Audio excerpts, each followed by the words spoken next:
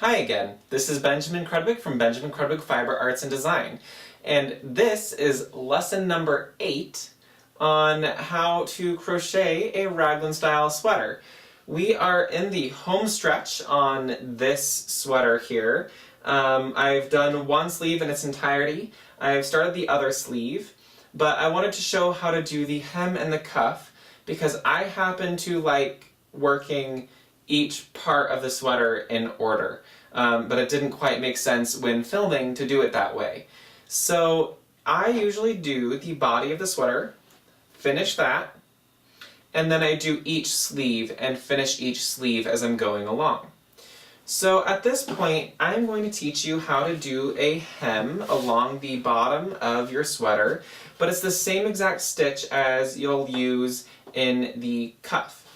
So in most knit sweaters, you will notice that there is a ribbed cuff and a ribbed hem, and it just brings the body and the arm of the sweater kind of in a little bit.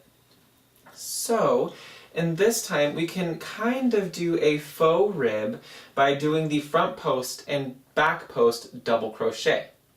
This is a very textural stitch, and it's a very thick stitch, so it's actually kind of warm. If you so chose, you could do a whole sweater in this rib stitch. It would look very, very textured. It won't look necessarily as plain or as smooth as a single crochet does. You can do a front post and back post single crochet, but I find that it's really tight and it doesn't look as good as the front post back post double crochet. So let's get started. I'm going to come down. It doesn't really matter if you have the front or the back facing you. It's the same exact look and it'll be the same exact technique as either way. And you want to make sure that your sweater is pretty much flat and it looks like a sweater.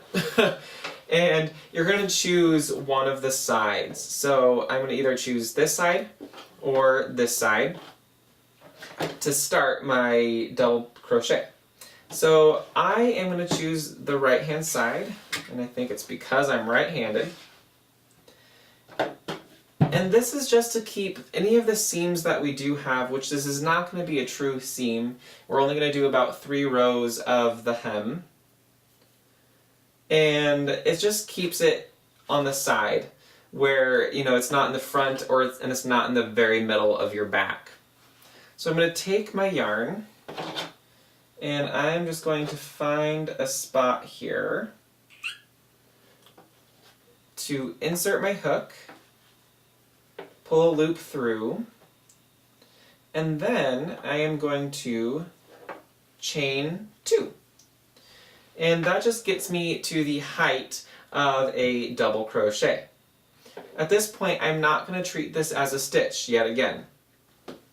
To do a front post double crochet, I'm going to yarn over my hook, so I have 2 loops on my hook. I'm going to stick my hook through the first hole and back through the second hole. And you'll see I have a post on here. I'm going to yarn over, pull through a loop, so I have 3 loops on my hook, yarn over, pull through 2 loops, yarn over, pull through the final 2 loops. You can learn how to do a double crochet in my video of the 3 basic crochet stitches on curious.com, and come back to this video to really see what you're doing. I'll redo the front post, but I'm going to do the back post real quick. So I am going to yarn over, and then in this next post here, I'm going to insert my hook from the back to the front through the first hole, and then front to back through the second hole, and then we're going to look sort of at the back of the work, and there's a post there. So I'm going to finish my double crochet, and I've now done a back post double crochet.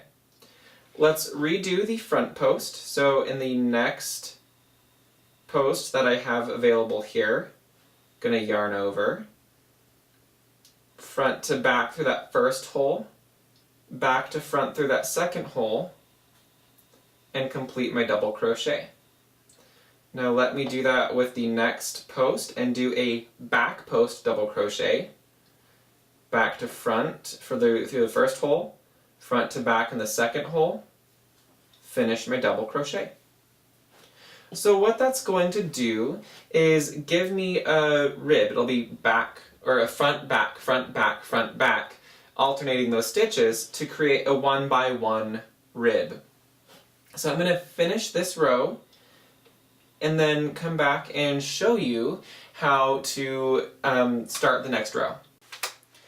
Alright, so I am coming around to the very last few stitches.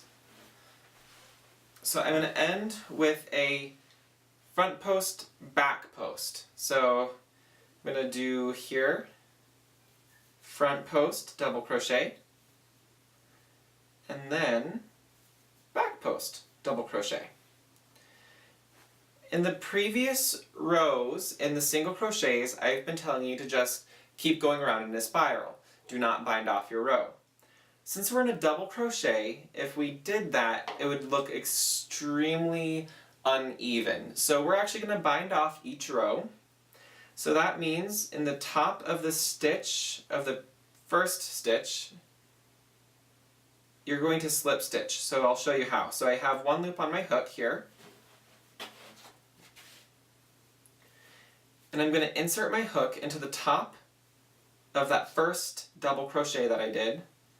I'm going to yarn over, pull the loop all the way through, and then I can start my next row by chaining 2. So that, again, gives me up to the height of where I need to be, and then I can start doing the next round of back post, front post, double crochet. It is a little bit different to work it into the previous row. You'll see that there's a longer post, but you want to put it into the holes at the top of the stitch. So I'll do one here, it's a front post, insert my hook through that top hole from front to back, then come back to front, do a double crochet, and then I'm going to do a back post. I'm going to come from back to front through that hole, and then front to back through the next hole. So I'm going to repeat that until I do another full round, and then I'll do a third row. Alright, so I am also going to do a little thing around the neckline that mirrors or mimics what we did at the join of the top to the body as well as the armhole. So I'm looking at my sweater where it's flattened and where the back is towards me, and you can see this is the very beginning of our foundationless single crochet row, but I'm just going to go straight to the middle here. I'm going to take my green yarn